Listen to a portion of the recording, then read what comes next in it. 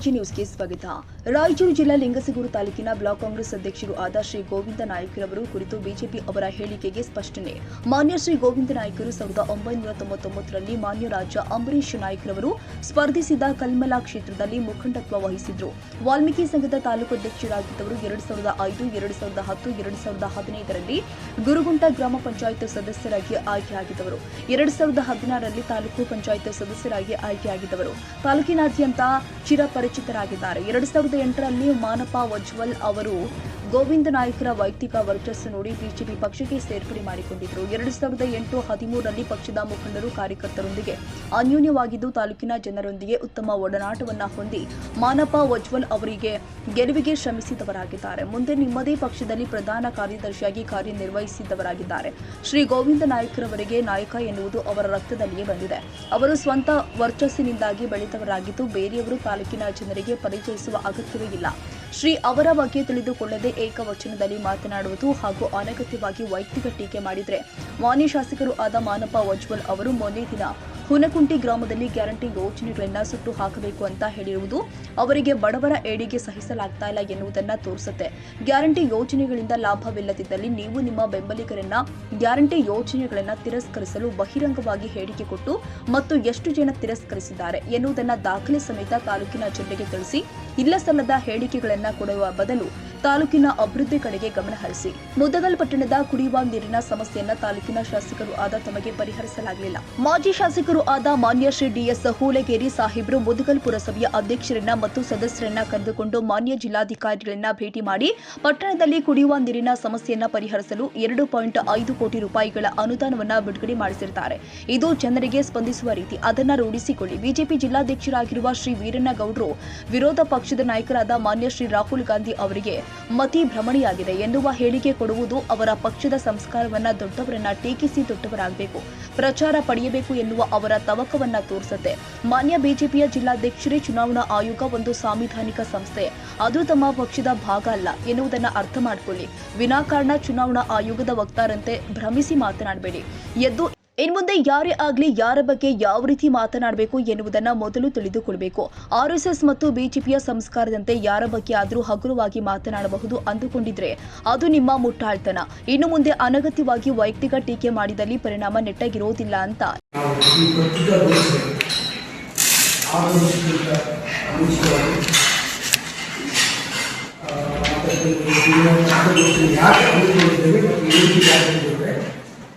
ಮೊದಲನೇದಾಗಿ ಈ ದಿನ ಒಂದು ಒಳ್ಳೆಯ ಹಜರತ್ ಟಿಪ್ಪು ಸುಲ್ತಾನ್ ಅವರ ಜಯಂತ್ಯೋತ್ಸವದ ಶುಭಾಶಯಗಳನ್ನು ತಿಳಿಸುತ್ತಾ ಮತ್ತು ನಮ್ಮ ರಾಯಚೂರು ಜಿಲ್ಲೆಯ ನಮ್ಮ ತಾಲೂಕಿನ ಹಿರಿಯ ಪತ್ರಕರ್ತ ಸ್ನೇಹಿತರಾದ ನಮ್ಮ ಆರ್ ಗುರುನಾಥ್ ಬೆದಗಡ್ಡ ಅವರು ನಿನ್ನೆ ಚುನಾವಣೆಗೆ ಗೆದ್ದು ಮತ್ತು ಜಿಲ್ಲಾಧ್ಯಕ್ಷರ ಆಯ್ಕೆಯಾಗಿದ್ದು ನಮ್ಮ ಒಂದು ತಾಲೂಕಿನ ಹೆಮ್ಮೆ ಅಂತ ಹೇಳ್ತಾ ಅವರು ಕೂಡ ನನಗೆ ಒಂದು ವೇದಿಕೆಯಿಂದ ಶುಭಾಶಯ ತಿಳಿಸುತ್ತಾ ಈ ಒಂದು ವೇದಿಕೆಗೆ ಈ ದಿನದ ವಿಷಯ ನಮ್ಮ ಲಿಂಗಸೂರು ತಾಲೂಕು ಬ್ಲಾಕ್ ಕಾಂಗ್ರೆಸ್ ಅಧ್ಯಕ್ಷರಾಗಿರ್ತಕ್ಕಂಥ ಗೋವಿಂದ ನಾಯ್ಕರವರ ಒಂದು ಹೇಳಿಕೆ ಕುರಿತು ಸ್ಪಷ್ಟನೆ ನೀಡಲು ಬಂದಿರುತ್ತೇವೆ. ಏನಂದರೆ ನಮ್ಮ ಗೋವಿಂದ ನಾಯ್ಕರು ಇಡೀ ನಮ್ಮ ತಾಲೂಕಿನ ನಾಯಕ ಸಮುದಾಯದ ಪ್ರಭಾವ ವ್ಯಕ್ತಿತ್ವವುಳ್ಳ ಮತ್ತು ಎಲ್ಲ ವರ್ಗ ಮತ್ತು ಎಲ್ಲ ಜಾತಿಯ ಮತ್ತು ಎಲ್ಲ ಧರ್ಮದ ಜನರನ್ನು ಒಟ್ಟಿಗೆ ಒಂದು ಸಂವಿಧಾನಾತ್ಮಕ ಅಡಿಯಲ್ಲಿ ಕಾಂಗ್ರೆಸ್ನಿಂದ ಒಗ್ಗಟ್ಟಿನಿಂದ ಕರೆದುಕೊಂಡು ಹೋಗ್ತಕ್ಕಂಥ ಒಬ್ಬ ನಾಯಕರು. ಹಾಗಾಗಿ ಅವ್ರ ಬಗ್ಗೆ ಈಗ ಸಲ್ಲದ ಆರೋಪಗಳು ಆಧಾರಗಳೇ ಆರೋಪಗಳನ್ನು ಮಾಡುತ್ತಿರುವುದು ನಮ್ಮ ಒಂದು ನಮ್ಮ ಪಕ್ಷಕ್ಕೆ ಮುಜುಗರ ಉಂಟು ಮಾಡ್ತಕ್ಕಂಥದ್ದು, ಇಲ್ಲ ಸಲ್ಲದ ಆರೋಪಗಳನ್ನು ಮಾಡ್ತಕ್ಕಂಥದ್ದು ಈ ಒಂದು RSS ಹಾಗೂ ಬಿಜೆಪಿಯ ನಮ್ಮ ತಾಲೂಕಾ ಕಾರ್ಯಕರ್ತರು ಹೇಳಿಕೆ ಕೊಡ್ತಿರೋದು ಖಂಡನೀಯ. ಹಾಗಾಗಿ ನಾಯಕರಲ್ಲೇ ನಿಮ್ಗೆ ಗೊತ್ತಿರಲಿ, ನಾಯಕರಲ್ಲೇ ಯಾರು ಗೊತ್ತಿರೋದ ಆಧಾರಗಳಲ್ಲಿ ಆರೋಪ ಮಾಡೋದು ಸರಿಯಲ್ಲ.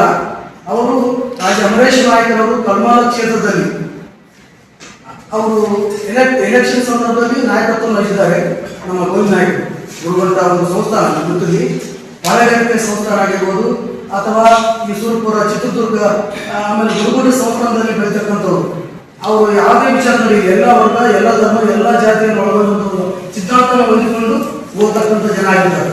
ಹಾಗಾಗಿ ನಾಯಕ ಎಂಬ ಪದ ಇದೆಯಲ್ಲ, ಅದು ಒಂದು ನಮ್ಮ ಒಂದು ಅಧ್ಯಕ್ಷರ ಮೇಲೆ ಮಾಡಿದ ಆರೋಪ.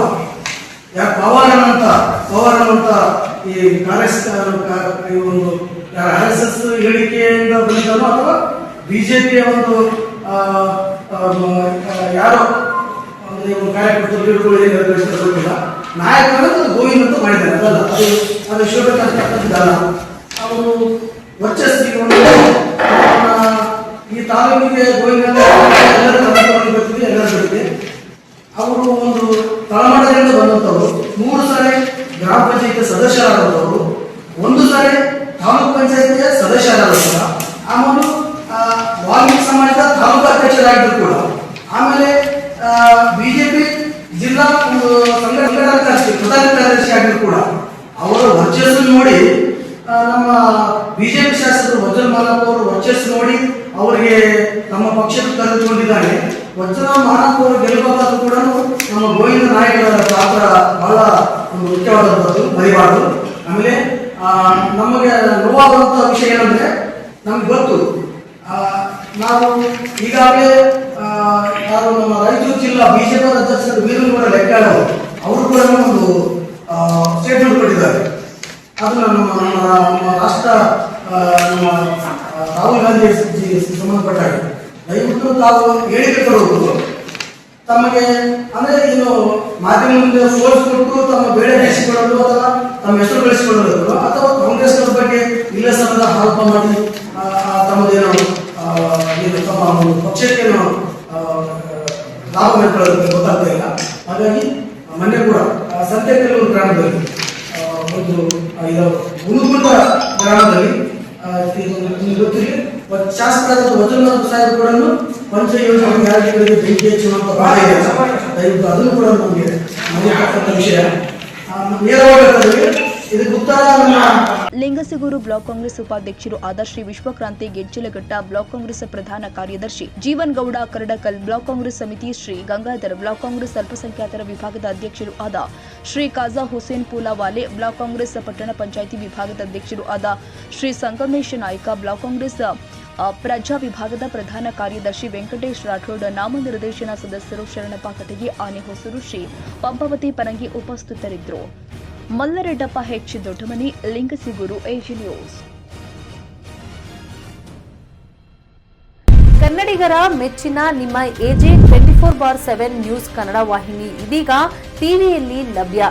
ವೇಳೆ ನೋಟಿಸ್ ಕೊಟ್ಟಿದ್ರೆ ವಾಪಸ್ ತಗೋತೀವಿ. ಇವತ್ತು ವಕ್ಫ್ ಪ್ರಾಪರ್ಟಿ ಅಂತೇಳಿ ಬರ್ತದೆ ಅಂತ ಹೇಳಿದ್ರೆ ರೈತರು ಬೀದಿಗೆ ಬಂದ್ರೆ ಏನ್ ಮಾಡ್ಬೇಕಾಗುತ್ತೆ? ಯಾರು ವೋಟ್ ಹಾಕಿಲ್ಲ ಅಂದ್ರೆ ಗ್ಯಾರಂಟಿನೆಲ್ಲ ಸ್ಟಾಪ್ ಮಾಡ್ಬಿಡ್ತೀವಿ.